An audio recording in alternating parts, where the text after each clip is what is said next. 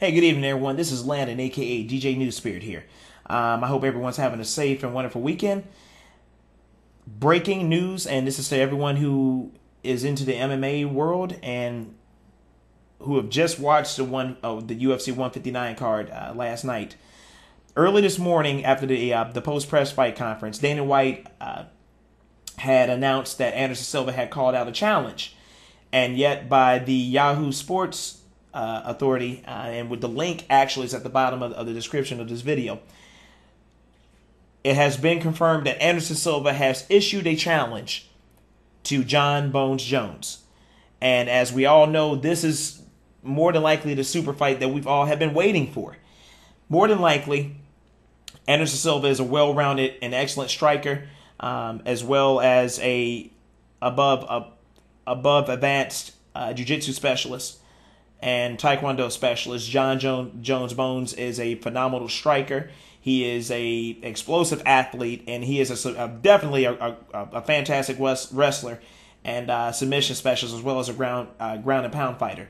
Now, the things I think, I'm making a compare and contrast about this. What we will see in terms of strengths is something that we can actually make an opinion by, but as time will tell, though. As far as the fighters and opponents that Anderson Spider Silva has gone against, we have seen that there has been some struggle with possibly with the bouts with Jon Jones. And this particular matter, I'll go ahead and get to the point of it. Anderson Silva, during his fight against Vitor Belfort, finished Vitor Belfort with a front leg kick, which ended him in the first round. Jon Jones struggled against Vitor Belfort in the ongoing rounds and leading into the fourth round, where he finished Vitor Belfort via submission of strikes and submissions. And the ending result of that fight, he ended up suffering a dislocated shoulder. Anderson Silva, while albeit he had bruised ribs and a pulled groin, and was fighting a TRT-filled Chael Sonnen, he was still able to capitalize and submit Chael Sonnen in the fifth round. The second fight, or the rematch in this case, Anderson Silva, after the first round, after being taken down for the same amount of time, and then into the second round, Anderson Silva frustrated Chael Sonnen with his takedown defense and ducked a out of the nowhere spinning back knuckle from Chael Sonnen and bobbing and weaving like a Muhammad Ali, and he finished off Chael Sonnen via TKO. Jon Jones finished off Chael Sonnen faster, very impressive.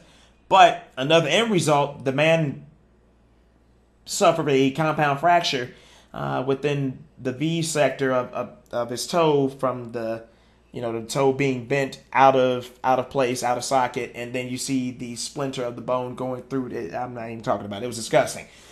But again, he suffered another injury. Now, the way that I can see this dream fight going will be in this kind of direction. Jon Jones will have to almost be flawless and have to be mistake-free in order to capitalize and finish off a very well-experienced and scary Anderson Silva. Anderson Silva will probably lose the fight due to the factor of Jon Jones' immense strength, his youth, and the way that he's consistently learning. But also, with comes age, comes experience as well.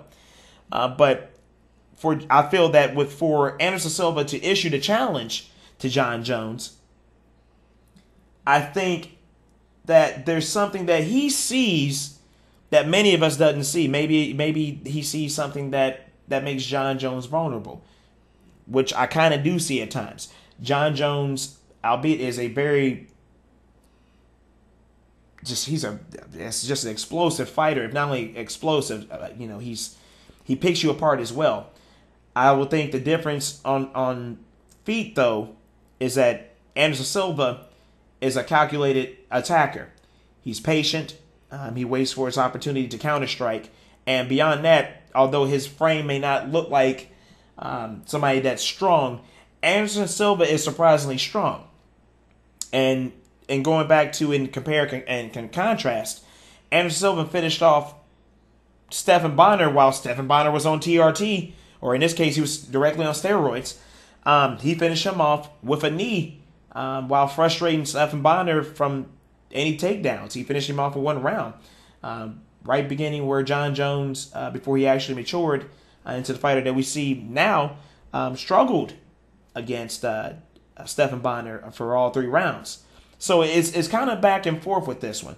But I would say it could go in Jon Jones' favor, and because, again, he's a very young, strong, athletic martial artist. But at the same time, Anderson Silva is a very experienced, calculated striker. He may not have the best ground game in the world, but the man does have stamina. And both of them, although have the the long reaching advantages, although Jon Jones in his favor, he'll have the incredible reach advantage he has. It's an 87.5 reach advantage, if I'm not mistaken. And it's like almost looking at a Kareem Abdul-Jabbar that had trained under Bruce Lee. But getting to the point of the matter, it will be an awesome fight. If anything, if I would to make a judge of the fight, I would say it would go in Anderson Silva's favor if he's able to catch Jon Jones off guard, because there is some big gaps that Jon Jones does when he's attacking, such as a windmill kick and everything, and there's a complete wide open space. Jon Jones, in this case, if he does the rush down game to where he pressures Anderson Silva and being able to take him down, that's where I think he would capitalize in beating Anderson Silva.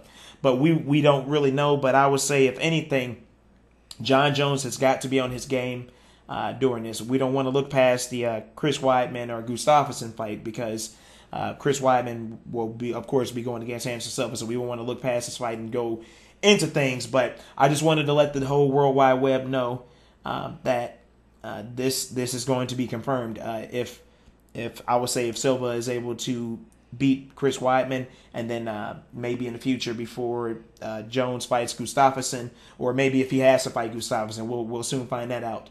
But again, it's just with the compare and contrast, because I know many of them out there, many of you guys are on the World Wide Web will say that Jones would probably beat Silva, and I wouldn't blame you at all. I would possibly agree with that. But I think comes experience is that Silva has beaten strong opponents, stronger than him, even at light heavyweight. Like I said, Stephan Bonner was a perfect example. Irvin, Forrest Griffin, and he's dismantled and embarrassed and now completely outclassed a lot of the fighters that are out there in the world of that division, and even in the middleweight division. And it'll be, I think, Jon Jones could potentially have his hands full with this fight, but there's no doubt in my mind that Jon Jones will probably persevere and will be able to beat Anderson Silva. So it can go both ways. But the way I look at it is just that I love both fighters, and it would really suck to see either one of them lose.